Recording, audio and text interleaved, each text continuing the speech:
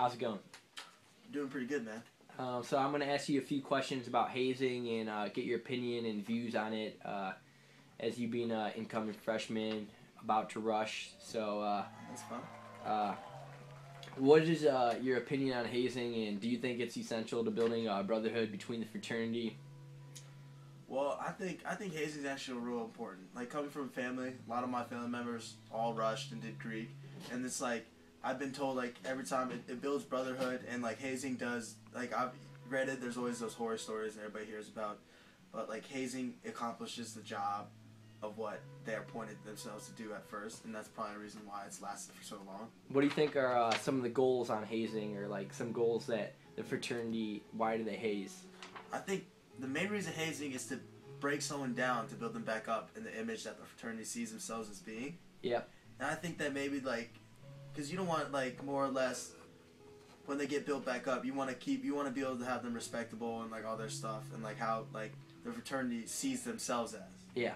But do you think that even though there's been 150 males that have died in recent years due to hazing, that this should like continue on? Like, I don't know. I think it's a pretty big stat out there saying that 150 people have died when you know that this could be prevented, and they could use other methods of getting the same idea across, such as like retreats and other things, or team bonding activities. Like, do you think that would be Well, for starters, I had no idea that 100 people have died in this like short amount of time.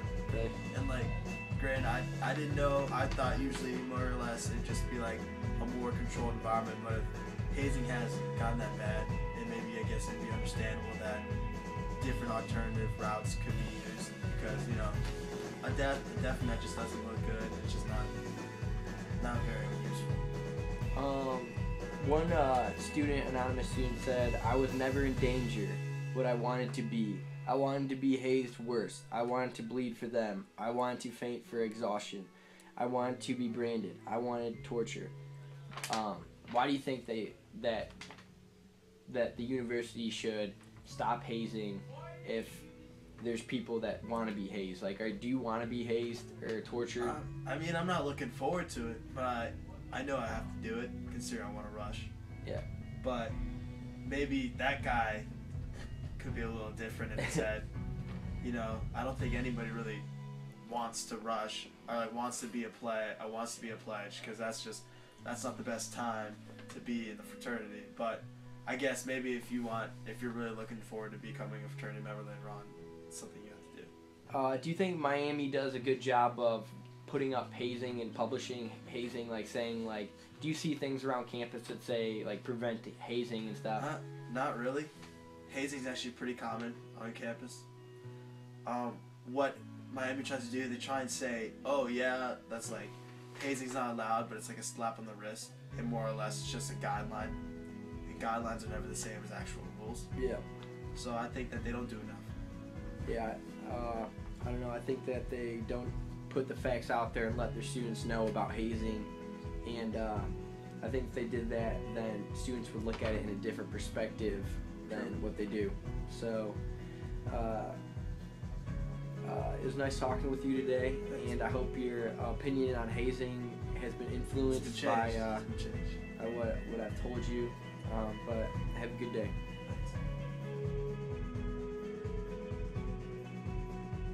That hazing is a big issue or a big problem at all?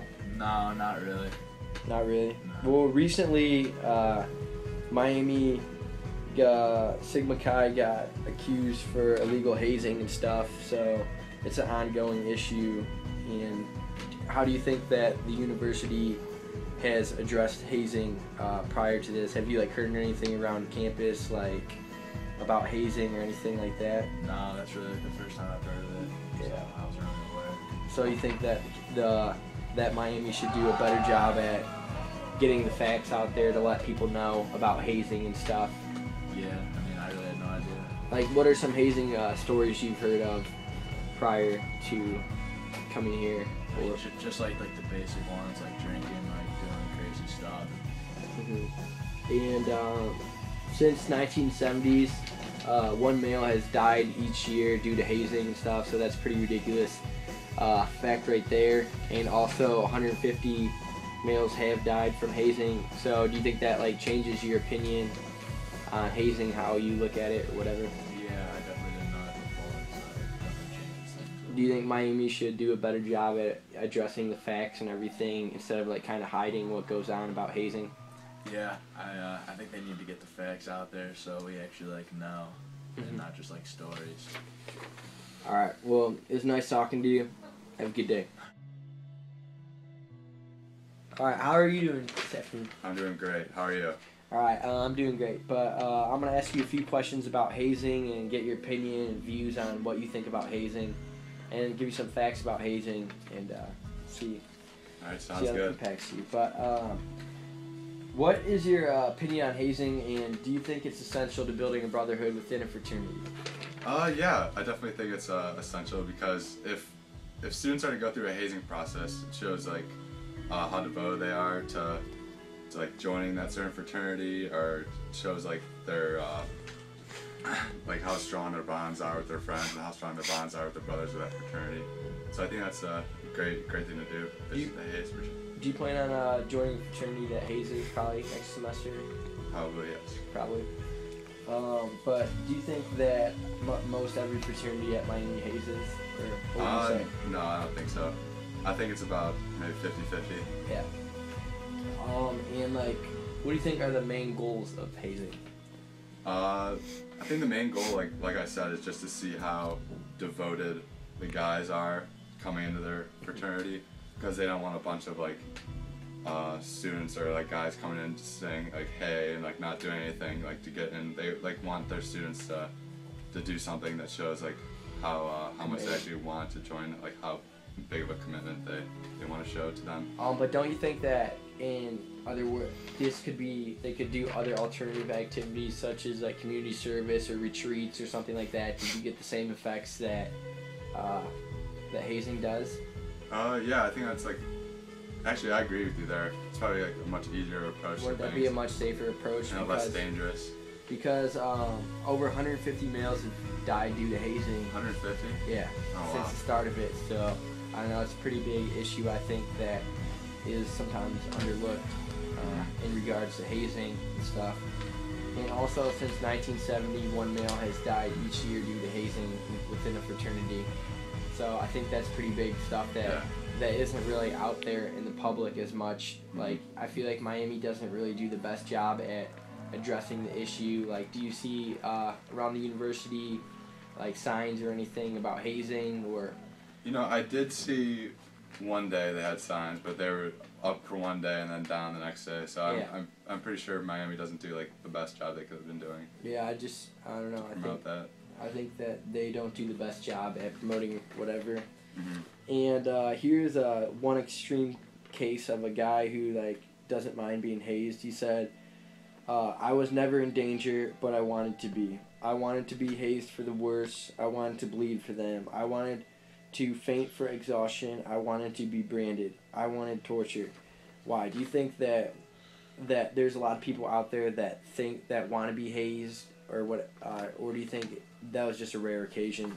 I think that's a more extreme version of someone who wants to be hazed, that they actually want themselves to be hurt or something like that. Yeah.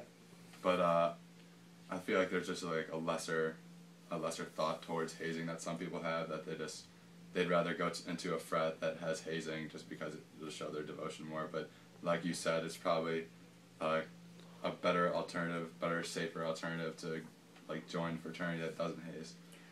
Recently, Sigma Chi got charged for illegal hazing. Did you hear anything about that? No, I didn't. Well, that was at Miami, and I don't know. I feel like Miami doesn't even get this information out to students, like to let them know what's going on.